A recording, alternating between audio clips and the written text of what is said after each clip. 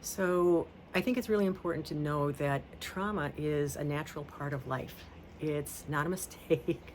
It's unfortunate, but um, things happen that overwhelm our ability to cope. That's really what trauma is. When things are too much, they happen too fast, too soon, too fill in the blank, and it overwhelms our ability to cope. So know that trauma is a natural part of life. Something else about somatic experiencing that I think it's important to know in terms of our approach is that the body mind is designed to heal. I love this about SE. When you think about it, if you get a cut, you don't have to say to the cut, "Hey, cut, you cell right there. I need you to divide."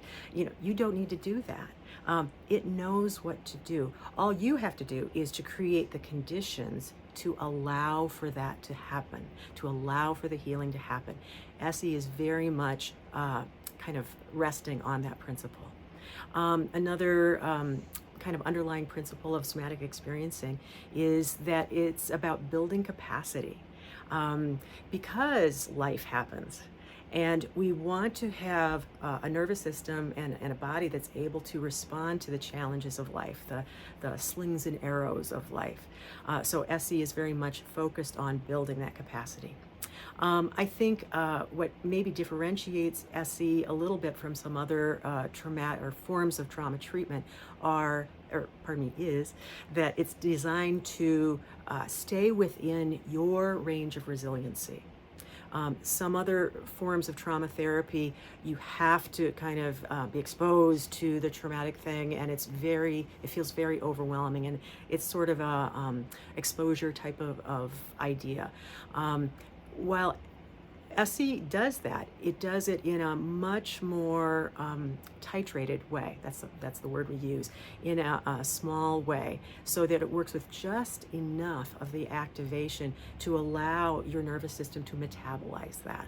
So what clients really like about somatic experiencing is that it isn't overwhelming. I like to say to clients that on a scale of 0 to 10, 10 being high, kind of the worst possible, memory or whatever, or the worst possible sensation, I want to work at a level of 3 or less, so that your nervous system can metabolize this information.